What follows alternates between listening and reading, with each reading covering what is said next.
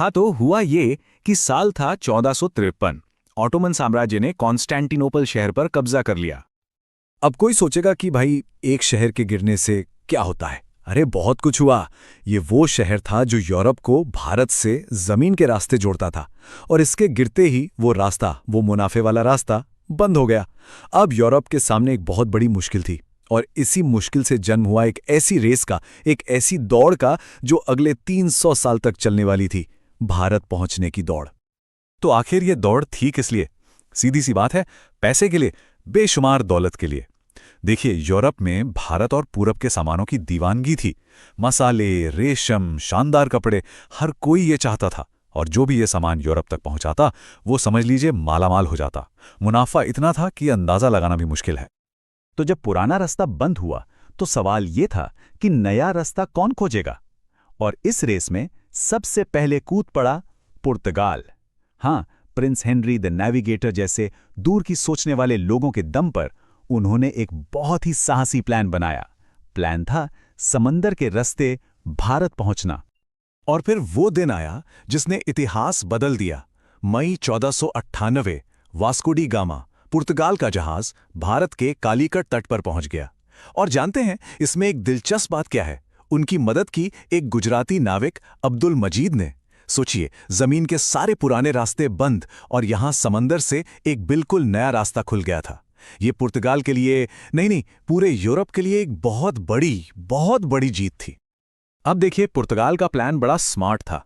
उनके leader Francisco de Almeida ने कहा कि हमें जमीन पर कब्जा नहीं करना, हमें समंदर पर राज करना है। और इसी सोच से निकली उनकी ब्लू वाटर पॉलिसी। इसके तहत उन्होंने एक सिस्टम शुरू किया जिसे कार्टेज कहते थे। ये एक तरह का परमिट था, एक लाइसेंस। अगर आपको हिंद महासागर में व्यापार करना है तो ये लाइसेंस लेना पड़ेगा, और अगर नहीं लिया तो आपका जहाज और सारा माल सब उनका। सीधी सीधी समुद्री दादागिरी कह सकते हैं। और ये सिर्फ लाइसेंस तक ही सीमित नहीं रहा। अल्फोंसो डी अल्बुकर्क जैसे लीडर्स ने तो एक कदम और आगे बढ़कर गोवा जैसे जरूरी बंदरगाहों पर कब्जा कर लिया। धीरे धीरे उन्होंने पूरे समंदर किनारे अपने किलों का एक ऐसा जाल बिछा दिया जिससे व्यापार पर उनका कंट्रोल और भी मजबूत हो गया। अब जाहिर सी बात है, इतना मुनाफा हो रहा हो तो क्या कोई चुप बैठेगा? बिल्कुल नहीं। पुर्तगाल की ये मोनोपोली, ये एक छत्र राज ज्यादा दिन तक चलने वाला नहीं था। यूरोप की दूसरी बड़ी ताकतें, वो भी इस सोने की चिड़िया पर नजर गड़ाए बैठी थीं। तो पुर्तगाल के आने के बाद देखिए कैसे धीरे धीरे बाकी सब भी इस रेस में शामिल हुए। 1498 में पुर्तगाल आया, फिर करीब 100 साल बाद 1596 में डच पहुंचे। उसके ठीक बाद 1599 में अंग्रेजों ने अपनी कंपनी बना ली, और आखिर में 1667 तक फ्रांसीसी भी सूरत में अपनी फैक्ट्री लगा चुके थे। मतलब अब मुकाबला तगड़ा होने वाला था। इनमें डच काफी मजबूत थे, लेकिन अंग्रेजों से उनकी बनी नहीं। कुछ लड़ाइयों के बाद, जैसे कि अम्बोयना की घटना, डचों ने कहा कि ठीक है, हम भारत की बजाय इंडोनेशिया के स्पाइस आइलैंड्स यानी मसाला द्वीपों पर ज्यादा ध्यान देंगे। तो उनका फोकस वहां शिफ्ट हो गया। तो सोचिए, पुर्तगाली पहले से थे, डच ने अपना फोकस बदल लिया, तो अब भारत में पुर्तगाल के असली दबदबे को चुनौती देने के लिए कौन बचा? अब मैदान में सिर्फ दो बड़े खिलाड़ी रह गए थे, और वो दो खिलाड़ी थे इंग्लैंड और फ्रांस। भारत की किस्मत का फैसला अब इन्हीं दोनों के बीच होना था। अब इन दोनों की लड़ाई में एक बहुत ही मजेदार और जरूरी बात है समझने वाली। इनकी कंपनियों का स्ट्रक्चर ही एकदम अलग था। जो अंग्रेजी ईस्ट इंडिया कंपनी थी, वो एक प्राइवेट कंपनी थी। उसका पहला और आखिरी मकसद था प्रॉफिट यानी मुनाफा। दूसरी तरफ जो फ्रांसीसी कंपनी थी, वो सीधे सीधे सरकार चलाती थी। वो एक सरकारी डिपार्टमेंट जैसी थी, और यही छोटा सा फर्क आगे चलकर बहुत बड़ा साबित हुआ। और ये दुश्मनी सिर्फ बातों में नहीं थी। भारत की जमीन पर इन दोनों के बीच 3 बड़ी बड़ी लड़ाइयां हुईं, जिन्हें हम इतिहास में कर्नाटक युद्धों के नाम से जानते हैं। मजे की बात यह है कि अक्सर जब यूरोप में इंग्लैंड और फ्रांस लड़ते थे, तो उनकी लड़ाई यहां भारत में भी शुरू हो जाती थी। और फिर आया साल 1760। एक लड़ाई हुई, वांडीवाश की लड़ाई। ये तीसरे कर्नाटक युद्ध का हिस्सा थी, और इस एक लड़ाई ने सब कुछ तय कर दिया।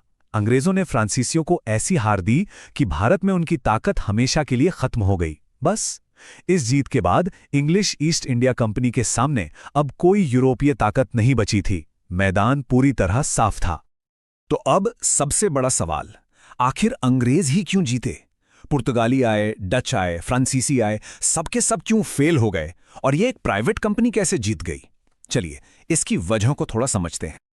देखिए, कई बातें थी। सबसे पहली, उनकी नेवी, उनकी नौसेना दुनिया में सबसे तगड़ी थी।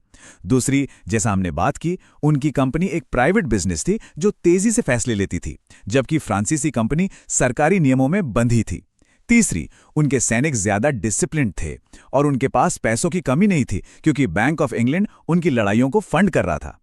और सबसे जरूरी बात, उनका फोकस क्लियर था। पहले व्यापार, पहले पैसा कमाओ और फिर उसी पैसे से अपनी ताकत बढ़ाओ। वांडी वॉश की लगाई के बाद भारत में इंग्लिश ईस्ट इंडिया कंपनी का कोई यूरोपीय मुकाबला करने वाला नहीं बचा था। सोचिए, लगभग 300 साल तक चली ये दौड़ और आखिर में एक कंपनी जीत गई। एक ऐसी कंपनी जिसके लिए अब पूरे भारत पर कब्जा करने का रास्ता खुल चुका था। तो एक प्राइवेट कंपनी ने ये रेस तो जीत ली, लेकिन भारत के लिए इस जीत का मतलब क्या था? ये रेस का अंत नहीं, बल्कि एक नए और शायद ज्यादा मुश्किल दौर की शुरुआत थी।